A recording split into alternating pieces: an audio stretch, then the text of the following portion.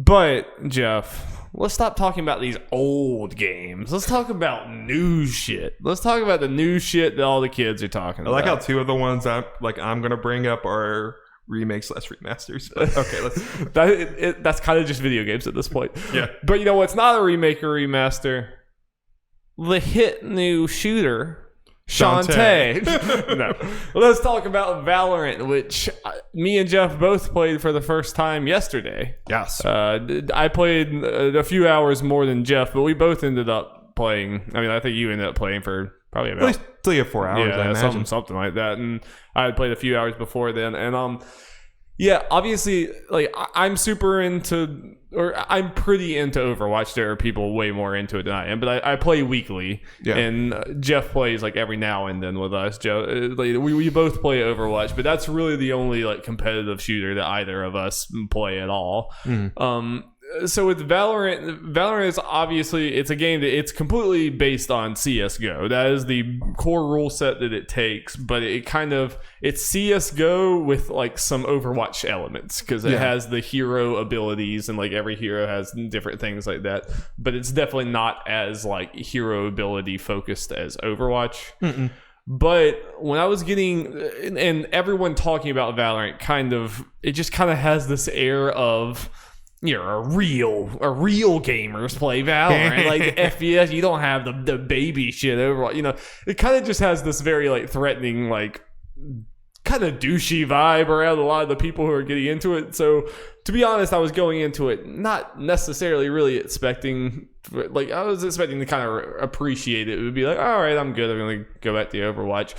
I'm really hooked. Like, yeah, it was a lot of fun. After playing yesterday, like all day today, I've thought about like, should I just log on alone? Like we played as a group yesterday, and I was really tempted to just go log on alone today. Like that's how much, like I was really surprised how much I got into it. I wish there was another mode. Wait, is there another mode that we could have played? They said they're going to add mini modes. Well, and the best part is, for people who have been living under a rock, it is free to play. Yes. And while I assume like it being free to play and them trying to get your money be more apparent later, right now it's fine. You got it. There are agents. Is that what they called in this? Agents, yeah. Yeah, they're about probably what a dozen I think agents there's overall. 11 right now, I think. Yeah. Or probably 11. 5 of them are unlocked from the very beginning that everyone starts with.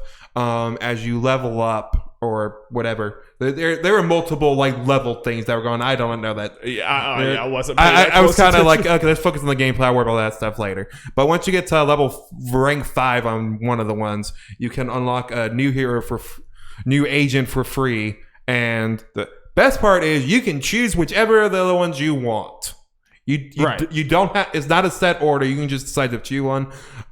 We ended last night with me getting to the point where I can unlock one. I'm going to have to try to look and see which one. Yeah, and you can go into the practice range and you can use those characters that you don't have to try to actually use them and figure out who you want, which is good.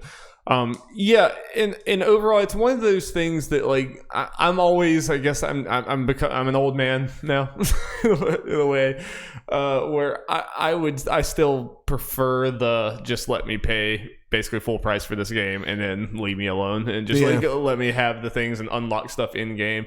I still always prefer that rather than like buying battle passes and all that. You know, it's just the way that I am. And usually for a game like this, apparently it takes quite a few hours for you to unlock like all 11 to get to the point where you can unlock everyone.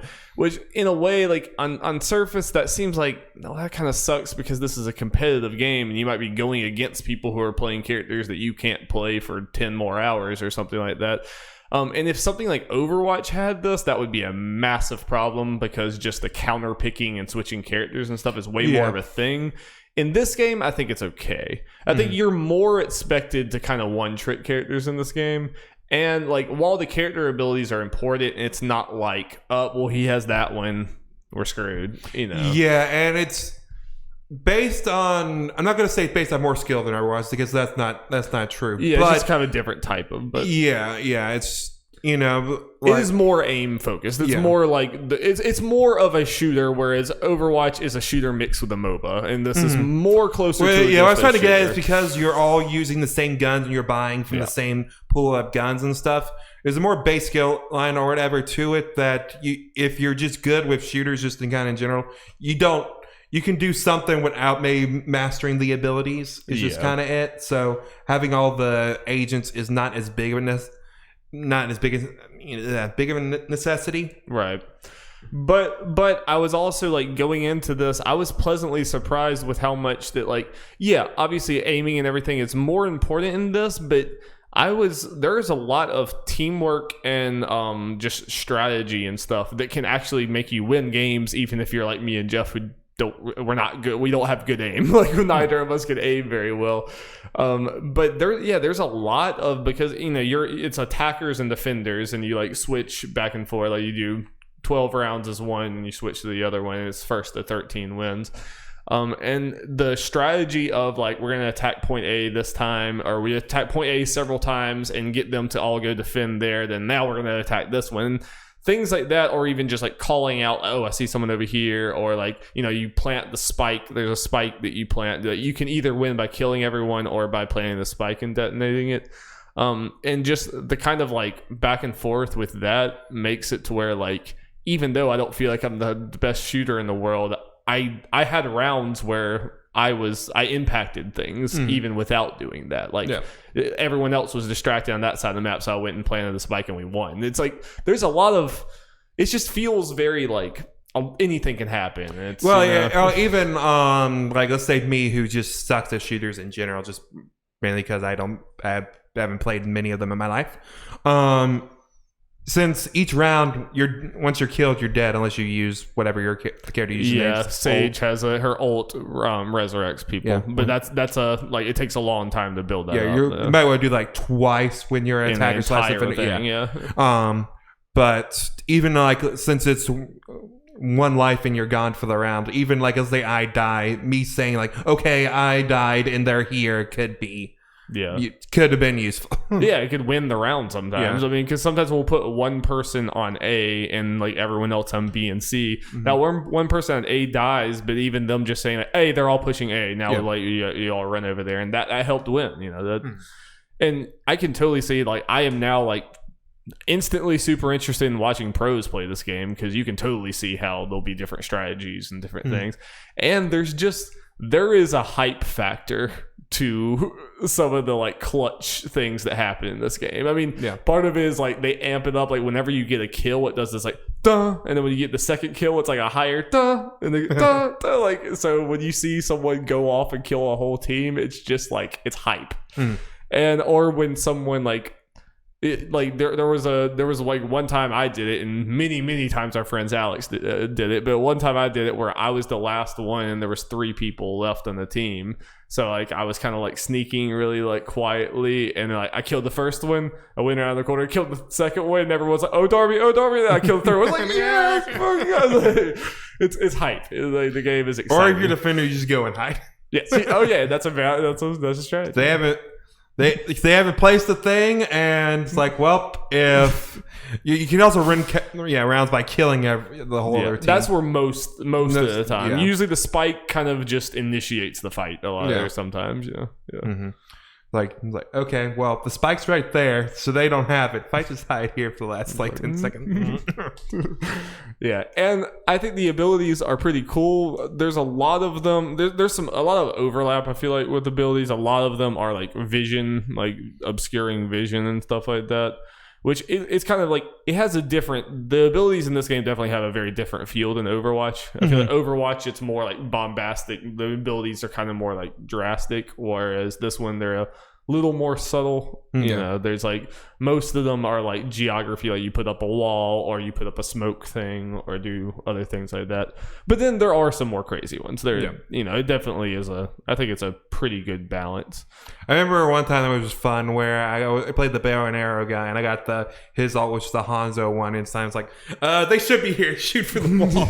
Like I got one. It's like, that is a good feeling. Yeah. Nothing like shooting someone that you didn't even know was there, just complete BS. It's like, hell yeah, let's go. Let's go, baby. Let's go. Yeah, so I am happy to report that even as very casual shooter fans, like, this is a game I want to play more. Yeah.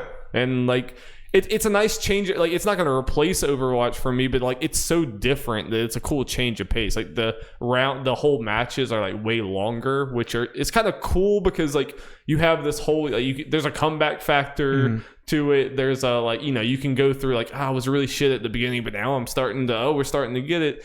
That's nice, and I also like having Overwatch that's a little shorter. You know, a big difference will be will definitely help us. I think being okay with switching back and forth and all that kind of stuff, just depending on the movie, is kind of the pacing of it. There are those chaotic moments in Valorant, but it's a lot generally more slower paced since the matches are so long and all that. Yeah. And there's Overwatch is always something going on. Like, you don't really have a whole lot of stealth in Overwatch. Yeah. You can flank and things like that. But like, in Valorant, a lot about it is like you have a stealth button. You can like walk slower. So I'm gonna be honest, Story. I kind of forgot about that half the time. It's important. It took me a while. It took me a while to get used to that. I used it more towards the end. But there's times when Alex mentions like, oh yeah. Yeah, and I think for us, we aren't even good enough to use that against our enemies. Like, I wasn't really listening for people's footsteps, but I could definitely tell that it got me killed several times. Where it's like, you know, if I had been stealth walking, I could have snuck up on the whole team, but instead I rounded the corner and they were all looking at me because they heard me coming a mile away. You know? So it's cool. Very, very cool game. I'm very curious how they probably already said this because I followed the base stuff, but I haven't followed it this closely. I'll follow it more closely now. I'm curious how they'll do like agent rollouts. Like, do you have to unlock those too? Probably. That's this is why I would rather spend $60 and I would rather it be Overwatch style, you know. But this is the world we're in. I guess the way to look at it, depending how much it costs, how much we get into it, it might be like, okay. At some point, it would be more than the $60, but yeah, that's the problem. Is if you did the battle pass for 6 months, then like, okay, well, you already spent the price that you would have paid at the beginning. Now everything you do after that just.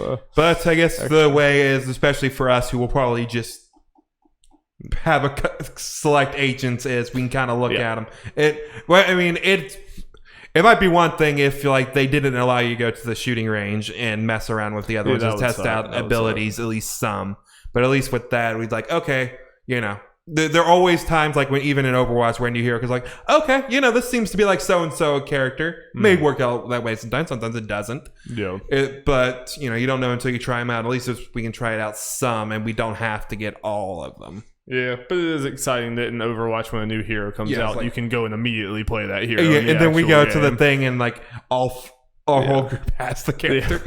Yeah, it's definitely chaos for a while, but it's gonna suck that it's like, oh, look, a new hero, can't wait to play that in a month. You know, or like, maybe never. Or maybe never. It's like, or be like, yo, Dory, let me get on your laptop real quick. Yeah, you unlock him at night. Yeah. Yeah, that's unfortunate, but again, it's not, the counter picking and stuff is not quite as important as it is in Overwatch, so it's not the most egregious, even though I'd rather,